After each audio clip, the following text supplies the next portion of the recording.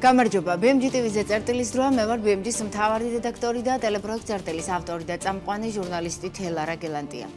ლევან დავითაშვილი ადასტურებს, რომ ამერიკის შეერთებულ შტატებში არა ოფიციალური ვიზიტით, არამედ საერთაშორისო სავალუტო ფონდის საგაზაფხულო შეხვედრების ფარგლებში იყო.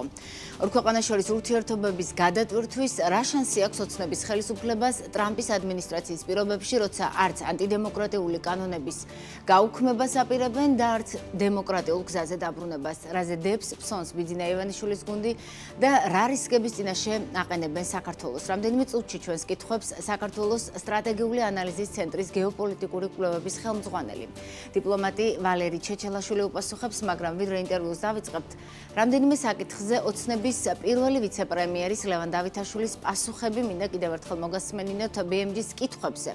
რა თქმა უნდა, ყველა კითხვა ვერ დავსვით მთავრობის გუშინდელ სხდომაზე, მაგრამ პირველ რიგში დავაზუსტეთ, ეს იყო კლასიკური გაგებით ოფიციალური ვიზიტი შეერთებულ შტატებში თუ IMF-ის ეგრეთ წოდებულ საგაზაფხულო შეხვედრების ფარგლებში ვიზიტი, რადგან სამინისტროს პრეს-რელიზებში პირველ ოფიციალურ ვიზიტად იყო მოხსენიებული ეს შეხვედრები. ლევან დავითაშვილს ასევე ვკითხეთ, მართალია ვიდეო და ფოტომასალა არ გავრცელებულა, მაგრამ რატომ ვერ მოახერხა უფრო მაღალი რანგის შეხვედრები თეთრ სახლში, სადაც შტატების პრეზიდენტის სპეციალურ ასისტენტს და უფროს დირექტორს ეროვნული უშიშროების საბჭოში ევროპასთან ურთიერთობის საკითხებში ენდრუ პიკს შეხვდა, ხოლო სახელმწიფო დეპარტამენტში სახელმწიფო მდივნის თანაშემწის მოადგილეს ჯოშუა ჰაგს.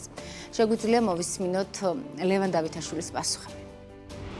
ეს იყო საგაზაფხულო წლიურ შეხვედრებში ჩვენი დელეგაციის მონაწილეობა და ჩვენი ვიზიტი უკავშირდებოდა ამ საკითხს ძირითადად, მაგრამ ჩვენთვის ამდენადაც მნიშვნელოვანია პარტნიორული ურთიერთობების აღდგენა პირველ რიგში და შემდგომში გაღრმავება. ამიტომ ჩვენთვის ასევე თანაბարձლად მნიშვნელოვანი იყო პარალელური შეხვედრები, ორმხრივი შეხვედრები ახალ ადმინისტრაციასთან. ამაზე მე დეტალურად კიდევ ვისაუბრებ, მაგრამ ახალი ადმინისტრაცია არის ჩამოყალიბების პირობებში და ეს თქვენ შეგიძლიათ კარგად ნახოთ პროცესი, ჯერ არის გასული 100 დღე, პირველი 100 დღის შეჯამება გააკეთა ახალმა ადმინისტრაციამ, უამრავ სახელმწიფო უწყებებში ჯერ მიდის დანიშვნის პროცესები და გასაგებია, რომ ჩვენ შემთხვევაში ცალკე ოფიციალური ვიზიტის მიზანშეწონილობა ყოველთვის დგას და ამას დაჭირდება შესაბამისი დრო, მაგრამ ამ შემთხვევაში ჩვენ მქონდა საგაზაფხულო სესიებში მონაწილეობა და პარალელურად მქონდა ოფიციალური შეხვედრები ოფიციალურ სტრუქტურებთან, ანუ ორმხრივი შეხვედრები.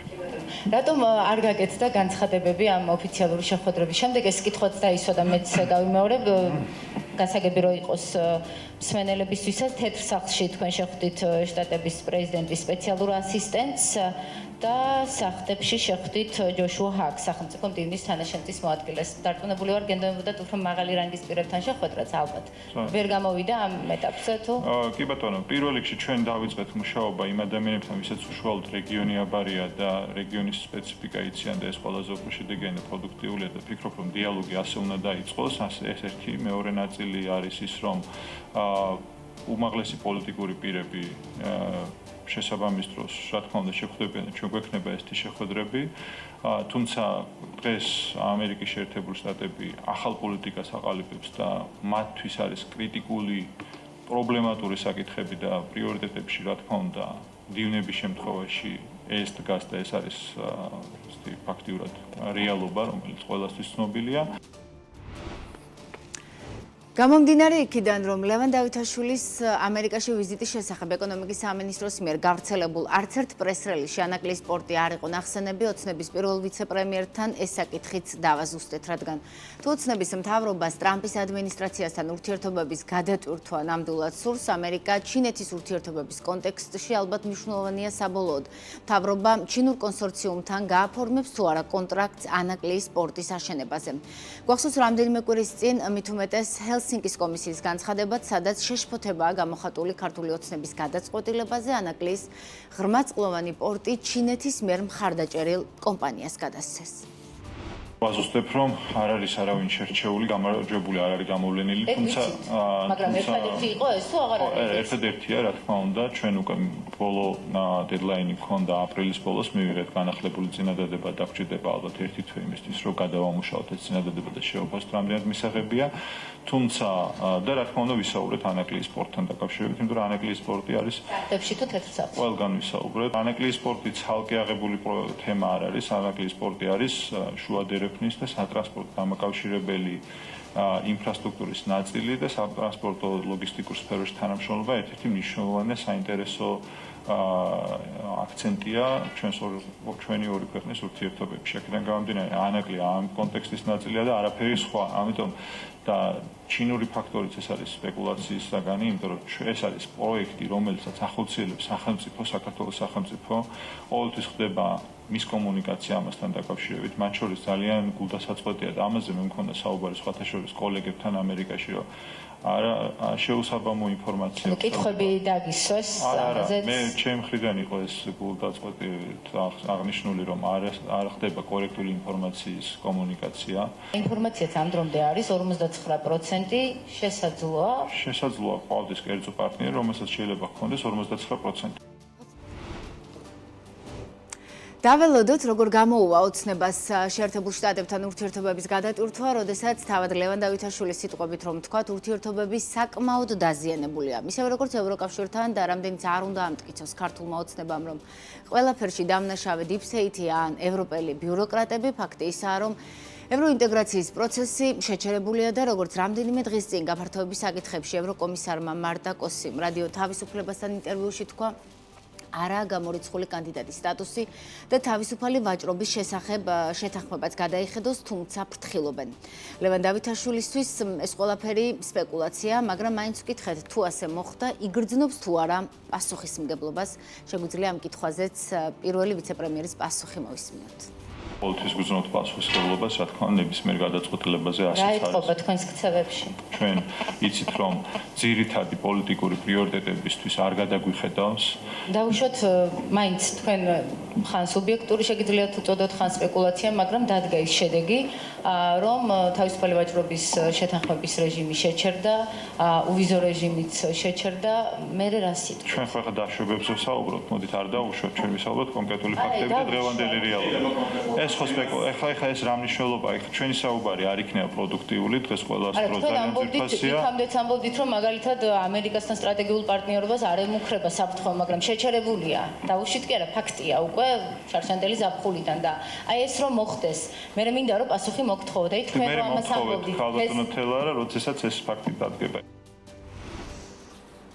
როგორც მოქალაქეს და როგორც ჟურნალისტ, რა თქმა უნდა, მირჩევნია ეს ფაქტი არ დადგეს და მე ვწდებოდი, მაგრამ ოცნებას ისიც ეგონა, რომ ევროინტეგრაცია არ შეჩერდებოდა, რომ ამერიკას სტრატეგიულ პარტნიორობას არ შეაჩერებდა, რომ დასავლეთი ოცნების ხელისუფლების წევრებს არ დაასანქცირებდა, მაგრამ ფაქტები სხვა რამეზე მეტყველებს. რაზე დებს ფსოს ბიძინა ივანიშვილის გუნდი და რატომ თამაშობს საქართველოს მომავლით ვალერი ჩეჩელაშვილია წერტილი სტუმარის უკვე ჩვენთან არის სტუდიაში. საღამომშვიდობის ბატონო ვალერი, ძალიან დიდი მადლობა რომ ხართ ჩვენი სტუმარი.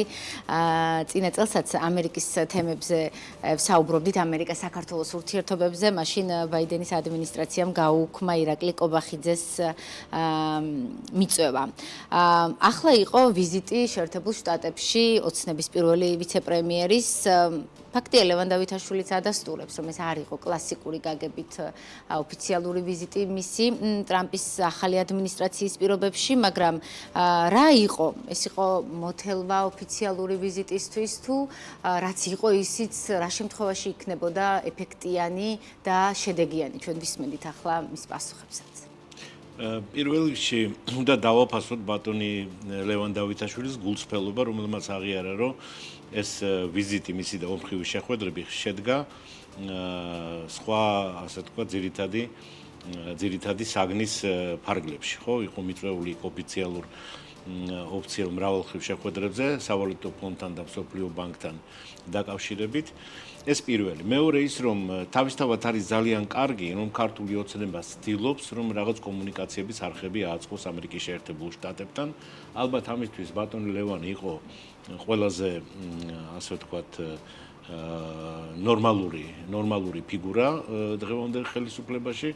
ახლა მე ეჭვება რომ საერთოდ ბატონი ირაკლი კობახიძე საერთოდ იქ ვინმეს შეეშვა ამერიკის შეერთებულ შტატებში გასაგები მიზეზების გამო, მაგრამ ბატონი ლევანი რომაც ცდილობს ეს ძალიან კარგია. ეს ნიშნავს იმას, რომ ქართულ ოცნებას რეალურად აწუხებს ის ვითარება, რაშიც ის აღმოჩნდა. და ის პოლიტიკური კრიზისი, რომელშიც შეიყვანა ქვეყანა, თვითონაც არის ამ პოლიტიკურ კრიზისში, იმიტომ არის ამ საზოგადოების ნაწილი, ხო, ქართული ოცნება.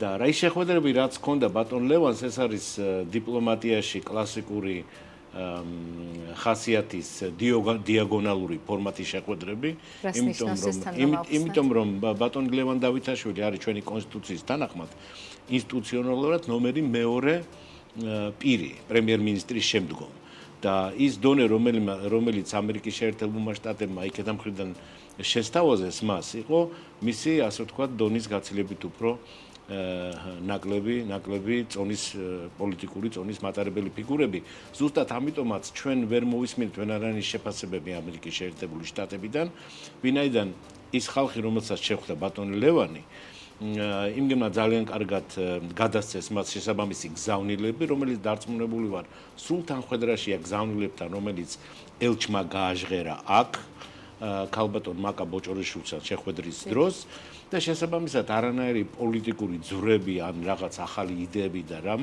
ასეთი რამ არ ამოიძერწებოდა ამ შეხვედრებიდან. თუმცა მე ვფიქრობ, რომ იყო ერთი თემა, რომლის რეალურად გადაწყვეტა შეეძლო ბატონ ლევან დავითაშვილს იმ დონეზეც კი, რა დონეზეც მან ეს ორმხრივი შეხვედრები გამართა.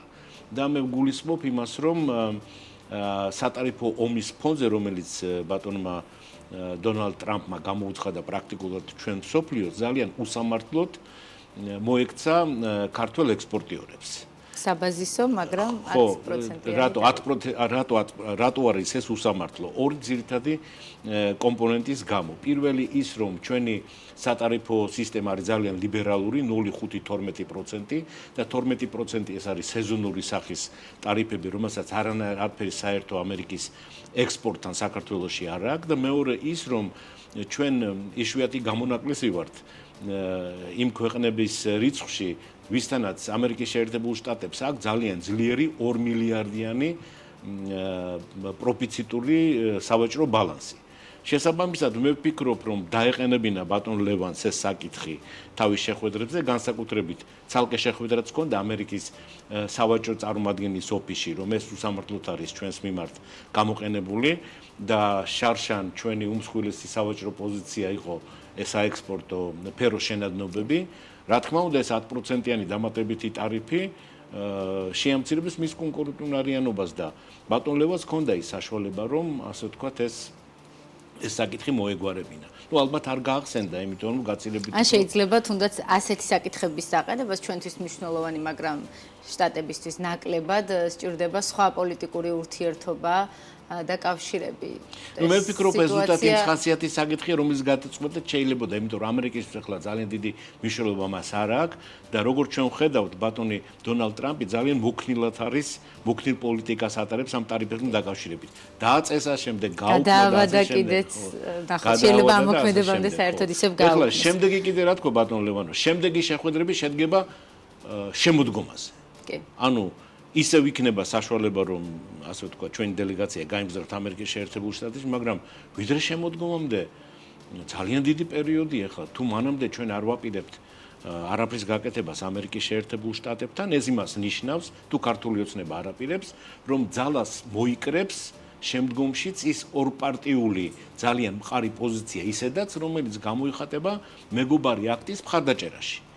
და თუ და ამის დიდი ალბათობა არსებობს, მეგობარი აქტი მიიღო კონგრესმა დაახლოებით 2-3 კვირის ან 1 თვის განმავლობაში, ეს მაშინ იქნება ძალიან სერიოზული დარტყმა ქართულ ოცნებაზე, იმიტომ რომ მეგობარი აქტი არის კონკრეტული მითითებების კრებული აღმასრულებელ ხელისუფლებისთვის, რათა ჩამოაყალიბონ შესაბამისი სასანქციო პოლიტიკა ქართული ოცნების საწინააღმდეგოდ. ახლა ამის ფუფუნება თუ აქვს ქართულ ოცნებას, ამ ლოდინის მე ვფიქრობ ეს სერიოზული რა შანსი აქვს ხელისუფლებას, ოცნებას ტრამპის ადმინისტრაციის პირობებში გადატვირთვის ურთიერთობების? ჩვენ ვისმენდით ლევან დავითაშვილის განცხადებებსაც, რომ მისი შეფასებითაც ურთიერთობები არის ძალიან დაზიანებული, რომ თავარი ამოცანა არის აღდგეს ისევ სტრატეგიული პარტნიორობა, მაგრამ რაღაცა ხომ უნდა გააკეთოს და თუ რამე უნდა გააკეთოს, ეს არის ქართული ოცნება, იმიტომ რომ სწორედ ოცნების ქმედებებს მოყვა ის შედეგი, რა ნიშნულამდეც დავიდა საქართველო-ამერიკის ურთიერთობები. აი თელარა, ეს არის საკვანძო სიტყვა, რომელიც ახლა რომელსაც ჩვენ გაუსვი ხაზი, ქმედებები. ანუ სიტყვები, ანუ თქვა ლამაზი დაპირებები რანს შემდეგ, ანუ თქვა იდეა რომ იმის თაობაზე რომ ჩვენ ხომ მზად ვართ სუფთა ფურცლიდან დავიწყოთ ურთიერთობები. საქართველო არის მზად სუფთა ფურცლიდან დაიწყოს ურთიერთობები. ერთი რატომ უნდა დავიწყოთ სუფთა ფურცლიდან? ჩვენ გვაქვს ძალიან კარგი ისტორია. ორმხრივი ურთიერთობების, მრავალმილიარდიანი დახმარების პროგრამები, სხვადასხვა სფეროებში, სამხედრო ამხშენებლობიდან ჯანდაცვის სფერომდე დამთავრებული. ჩვენ გვაქვს სტრატეგიული თანამშრომლობის ქარტია, რომელიც წყინვალედ მუშაობდა. იმიტომ რომ იქ იყო ჩამოყალიბებული სამუშაო ჯგუფები, სფეროების მიხედვით, 4 სფერო ძირითადად, ხო? ეკონომიკა, სამხედრო პოლიტიკური რეფორმები, ადამიანებს შორის კონტაქტები და მე წელიწადში ხდებოდა პლენარული სხდომა, სადაც განიხილავდნენ მას ყოველივეს, შესაბამის პოლიტიკურ შეფასებას აძლევდნენ პროცესს და სამომავლო გეგმებს ვადგენდით, ხო? ეს იყო ძალიან ქმედი. რატომ უნდა დავიწყოთ სუფთა ფურცლიდან? ეს წყალს არ უნდა გავატანოთ, ეს ჩვენი აქტივია ამერიკასთან ურთიერთობებში, ეს ერთი. მაგრამ მეორე ახლა თუ რეალურად რაღაცის შეცვლა უნდა ქართულ ოცნებას, უნდა გადავიდეს ქმედებებზე. და ეს ქმედებების მთელი, ასე ვთქვათ, ნუსხა ძალიან კარგად ჩამოუყალიბა ქალბატონმა ელჩმა თბილისში აქ ქალბატონ მაკაბოჭორიშვილს და ბატონ ლევან დავითაშვილს მისმა ოპონენტებმა ვაშინგტონში და ქართულმა ოცნებამ ძალიან კარგად იცის ეს არის ამ ასე ვთქვათ ანტიდემოკრატიული კანონების გაწევა, პოლიტიკურ პატიმრების გამოშვება, ახალი არჩევნების ჩანიშვნა და მთელი ეს ასე ვთქვათ მოთხოვნები, რომელშიც სრული თანხმედრა ამერიკის კონგრესში როგორც მინიმუმ ევროსტრუქტურებში, ევროპასთან ხო საერთოდ ძალიან გავიფუჭეთ ურთიერთობებს, თუმცა რა აზრი აქვს ახლა ევროპასთან ურთიერთობებს, როდესაც გლობალური ომის პარტიას და Deep States აქვს, ასე ვთქვათ, სრული კონტროლი დაწესებული ურსულა ფონ დერ ლაიანზე, ანტონიო კოსტაზე, მეცოლაზე, კაია კალაძე და ასე შემდეგ. და ესენი აგენტები არიან ახლა. ევროპაზე ვიდრე ვისაუბრებთ, ელჩი არ უყავს შეერთებულ შტატებში, ვიცით რომ კანდიდატურა წარდგენილია, დასტურს ელოდებიან, ვინც არ უნდა იყოს.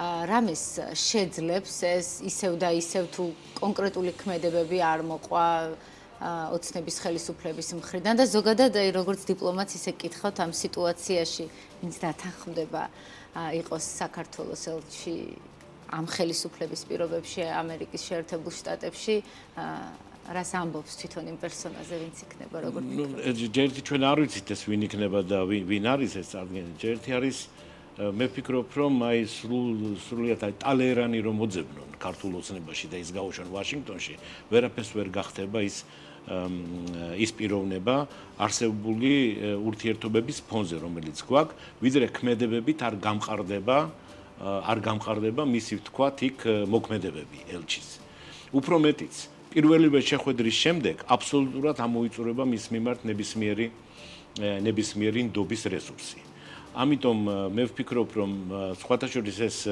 იგივე ეხება ევროპის მიმართულებას ბრიუსელს და ასე შემდეგ და სხვათა შორის თვითონ ბატონმა ირაკლი კობახიძემაც ეს აღიარა ირიბად როდესაც თქვა რომ პრაქტიკულად ჩვენ ერჩებს არაფერი არ ესაქმებათ ახლა და ვერაფერს ვერ აკეთებენო მაგრამ კითხვა უნდა დავსვათ რატომ ვერ აკეთებენ ვერაფერს თუ ჩვენი კურსი ნამდვილად არის ევროინტეგრაცია, ევროატლანტიკური ინტეგრაცია და რაღაცა და ბატონმა ლევანმაც დაადასტურა, რომ პრიორიტეტები არ შეცვლილა, ხო?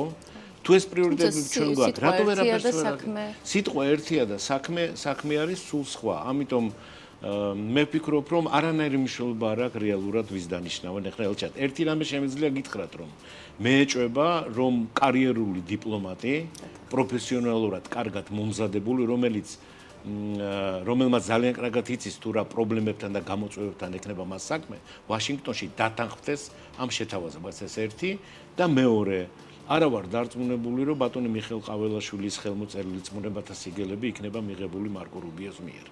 თუ არ იქნა ესეც გამყარებული ვიდრე მანამდე რაღაც კონკრეტული ქმედებებით. დაველოდოთ, ისე კარიერული დიპლომატები ახსენეთ, ვინც არიან დღემდე, მათ შორის ევროკავშირის ქვეყნებში ელჩება და არტოვებენ პოზიციებს, მათი დარჩენა არ გიკვირთ? იცით რა შეასახმე, მე ვფიქრობ, რომ დიპლომატს ნებისმიერ ვითარებაში აქვს შესაძლებლობა, რომ რაღაც პოზიტიური ზემოქმედება მოახდინოს საკუთარი ქვეყნისა. მაგალითად, ევროპის დედაქალაქებში ჩვენი ელჩები ახლა რაც უნდა აკეთებდნენ. უნდა ინარჩუნებდნენ იმ კომუნიკაციის არხებს, რომელიც მათ გააჩნიათ, იმიტომ რომ ყველა დიპლომატს თუ ის არის გამოცდილი კარიერული დიპლომატი და იცის რას აკეთებს და როგორ უნდა ემსახუროს საკუთარი ქვეყნის პრიორიტეტებს, იმას ეს არხები გააჩნია, ეს არხები უნდა შეინარჩუნოს. ამ არხების შენარჩუნებისთვის იქნება საჭირო ძალიან ისეთი, იცით რა, ძალიან დაბალანსებული დიპლომატიური ქმედებები, იმიტომ რა თქმა უნდა ვერანაირად ვერ გადაუხვევს იმ ინსტრუქციებს, რომელიც დედაქალაქიდან მოდის, მაგრამ დიპლომატიაში ძალიან დიდი მნიშვნელობა აქვს პიროვნულ ურთიერთობებს ადამიანებთან ადგილსამყოფელ ქვეყანაში, სადაც შენ წარმოადგენს საკუთარ ქვეყანას და ამის გაკეთება რეალურად დიპლომატებს შეუძლიათ, რათა მოამზადონ ნიადაგი საიმისოდ, რომ როდესაც ვითარება შეიძლება, ჩვენ დრო აღარ დავკარგოთ ევროპასთან პროგრესის მიღწევა. ისედაც კარგავთ სამწუხაროდ. ანაკლიაზეც მინდა გკითხოთ, მე გუშინ მქონდა საშუალება დავითაშვილისთვისაც მეკითხა და მესვა კითხვები, იმიტომ რომ თითქოს ერთადერთი პრეტენდენტი, ვინც შეიძლება იყოს ინვესტორი, არის ჩინური კონსორციუმი, ვიცით რა ამერიკა, ჩინეთის ურთიერთობები და თუ გადაჭურთვა გვინდა სტრატეგიულ პარტნიორთან, ალბათ არჩევანის გაკეთებაც შეიძლება მოუწიოს, ან რაღაც ოქროს შუალედის პოვნა საქართველოს, ხო? უკვე ჩინეთის სტრატეგიული პარტნიორი, რადგან გავხადეთ. ზვიად ხვიტარიძე იყო რამდენიმე დღის წინ წერტილის სტუმარი, ექსპერტი ამ მიმართულებიდან, მან თქვა, რომ ახლა ხედავთ რა მithumetes ტრამპის პოლიტიკას და ზოგადად როგორ უყურებს ის ბევრ პროცესს, ანაკლია შეიძლება იყოს ერთ-ერთი მთავარი საკითხი, რისი ხათრიცაც თუ ხარჯითაც რადარზე ტრამპის გაჩნდეს და დარჩეს საქართველო. შეიძლება ვაჭრობის საგანი ესეც იყოს? ნუ ყოველ შემთხვევაში თქვენ დასმულ კითხვაზე პასუხი მოვისმინეთ, რომ ჯერ არაფერი გადაწყვეტილი არ არის. ვიდრე აქ დღემდე გვეგონა, რომ უკვე ყველაფერი ხო 59% და ასე შემდეგ, ხო. ნუ მე აქ რას ხედავ, იცით, რომ მაინც და მაინც ესე იგი დიდ მზადყოფნას და ენთუზიაზმს ჩინელი ინვესტორების მხრიდან მე ვერ ხედავ, რაც არის სრულიად გასაგები. ვინაიდან საინვესტიციო გარემო ჩვენ ქვეყანაში სამწუხაროდ არ არის, მაინც და მაინც სახარბიელო, გაგახსენებთ, რომ შარშანდელი მონაცემებით 600 მილიონი დოლარით დავარდა პირდაპირის ინვესტიციები და შეადგინა სულ 1.3 მილიონი, რაც არის სრული კატასტროფა. ეს არის დაახლოებით 35-40% იმ თანხის, რომელსაც ჩვენი ემიგრანტები რიცხავენ დღეს საქართველოში, ხო? და ეს არის კონკრეტული შედეგი, კონკრეტული ვითარების, მაგალითად, სასამართლო სისტემაში, მთავრობის ეფექტური მუშაობა და ასე შემდეგ. ნუ თუმდაც ერთი მაგალითი ნამახვანი რო გავიხსენოთ და ჩინეთის საელჩო დარწმუნებული ვარ, ძალიან დიდი ყურადღებით ადანებ თვალყურს ამ პროცესებს. იქ ძალიან კვალიფიცირებული და ძალიან სერიოზული სპეციალისტები მუშაობენ, ისე როგორც სხვა საელჩოებში, მათ შორის ამერიკის შეერთებული შტატების. ამიტომ მე ვფიქრობ, დღესდღეობით მაინც და მაინც დიდი ენთუზიაზმით ჩინეთის ასე ვთქვათ, ინვესტორები ხო არა, მაგრამ ეხლა ეს ბოლო განცხადება ბატონ ლევანის კიდევ თუ კითხვის ნიშნის ქვეშ დააყენებს. ანუ ეს იმას ნიშნავს, რომ ის მოლაპარაკებები, რაც შედგა ჩინელ ინვესტორებთან ვიდრე დღემდე, პრაქტიკულად არაფერს არ ნიშნავს. ხო, ბოლო ინფორმაცია არის ის, რომ რაღაც საბუთები თუ რაღაც დოკუმენტაცია პირობებზე მოითხოვა ქართულმა მხარემ, ჩინეთმაც თუ არ ვცდები რამდენიმე დღის წინ მიაწოდა და აწი მაისის ბოლოს უნდა მოვიკითხოთ საბოლოოდ რა გადაწყდება, კონტრაქტს ხელი მოეწერება თუ არა ჩინურ კონსორციუმთან. ცოტად რო გრჩება და ევროკავშირის საქართველოს ურთიერთობებზე ძალიან მოკლედ მინდა კითხოთ, კი მინისტრს არ უნდა და გუშინ ძალიან ჯიუტად დაეშვა ის ფაქტი, რომ შესაძლოა კანდიდატის სტატუსი შეგვიჩერდეს, თავისუფალი ვაჭრობის შეთანხმებაც შეგვიჩერდეს, არა და ძალიან გასაგებია, ხომ, ეს ინსტრუმენტები იყო წახალისება ერთგვარი იმ ქვეყნის ხელისუფლების, რომელიც მიდიოდა ევროკავშირისკენ და ახლა როცა ანტიდემოკრატიულ გზას ძალიან ცუდად დავადექით, რატო იქნება, ხო? თქვა ძალიან მოულოდნელი თუ ეს გადაწყვეტილება მიიღოს საბოლოოდ ევროკავშირის პოლიტელიტამ, მაგრამ თქვენ თუ ხედავთ ასეთ რისკებს, ასე მკაფიოდ, თუ ისევ იმედი გქონდეს, რომ რადგან ხალხი ძალიან პროევროპელია და ამას უკვე ჯიუტად ვამტკიცებთ უკვე 3 თვეზე მეტია რუსთაველის გამზირზე პროტესტით და სხვა ქმედებებით, ასე არ მოგვიქცევია. იცით რა, მე ვფიქრობ, რომ ნაკლებად შესაძლებელია, რომ ჩვენ შეგვიჩერონ თავისუფალი ვაჭრობის რეჟიმი ან უვიზო მიმოსვლა. სავსებით დასაშვებია, რომ და მე ვფიქრობ, რომ მოსალოდნელიც არის, რომ გაგვიყინონ კანდიდატი ქვეყნის სტატუსი. იმიტომ ეს არის პოლიტიკური გადაწყვეტილება, რომელიც უბრალოდ ასახავს იმ რეალობას, რომელშიც ჩვენ აღმოჩნდით. მაგრამ საქმე ის არის, რომ ამ გადაწყვეტილებების რისკი არსებობს. და ის რომ ეს რისკები გაჩნდა, ეს არის უკვე პასუხისმგებლობა ქართული ოცნების. ვინაიდან ჩვენ გვაქვს 12 პუნქტი, შემდეგ 9 პუნქტი, შემდეგ არამც თუ არ შესრულდა ეს 9 პუნქტი, მით უმეტეს 12, არამედ ეს კიდევ უფრო დამძიმდა სხვა ქმედებებით ქართული ოცნების. იმიტომ რომ ერთ-ერთი პუნქტი იყო 9-ში, გახსოვთ რომ ქართულმა ოცნებამ უარი უნდა თქვას დეზინფორმაციულ კომპანიაზე მიმართული ევროპული იმგენის მიმართ და ჩვენ ამას მუდმივად ხედავთ. ყოველდღიურ და რეჟიმში ბოლო სუსის მაგალითად ანგარიში იყო ის რომ დასავლური რაღაც სპეცსამსახურები და გეგმავენ გადატრიალებებს თუ რაღაც ამისთან. ხლა ვინ გეგმავს გადატრიალებას? ცენტრალური სადაზვერვო სამმართველო ამერიკის შეერთებული შტატების, Mi-6 ბრიტანეთის. მაშინ თუ ისინი ამას გეგმავენ, ბატონ ლევან დავითაშვილი რაზე ესაუბრებოდა იმ ხალხს, ვისაც ხვდებოდა. ხო?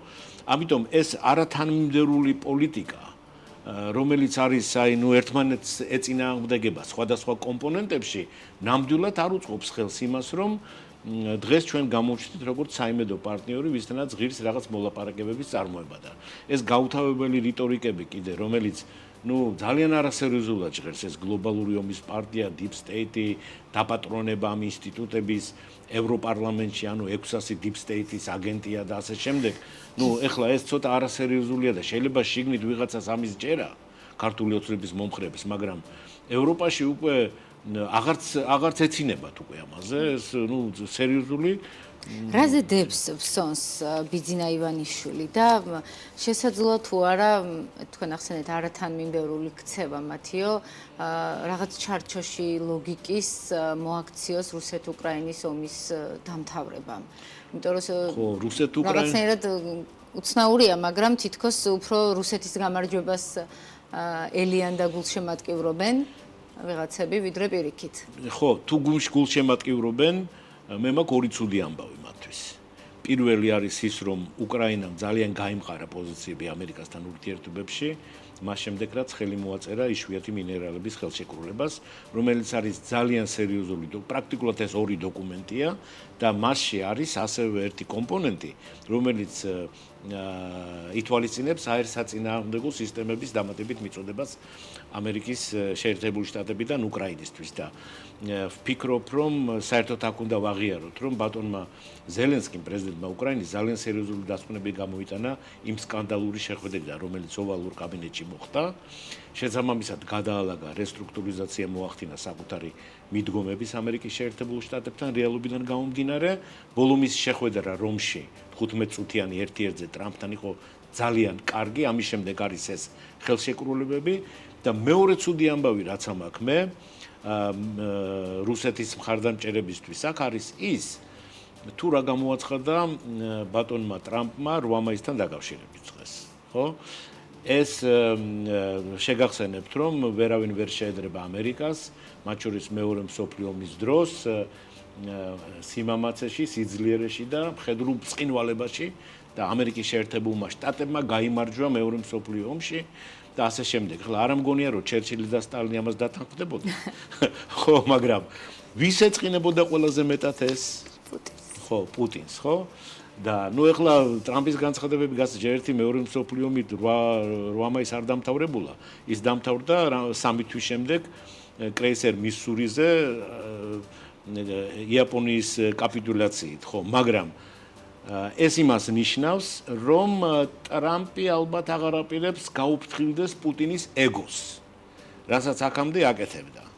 პლუს მისი განცხადებები, რომ ჩვენ შეიძლება გამოვიდეთ ამ მოლაპარაკებებიდან, ქვეყნება თვითონ მოილაპარაკოს უკრაინამ რუსეთმა, გაკეთა იმის ფონზე, რომ არანაირი სანქციები არ მოიხსნება, მეორედე სანქციების დაწესება არის დღის წესრიგში და კიდევ ერთი განცხადება, რომ ამერიკა იქნება მზად, რომ დამატებითი შეიარაღებები მიაწოდოს უკრაინას კომერციულ საფუძველზე.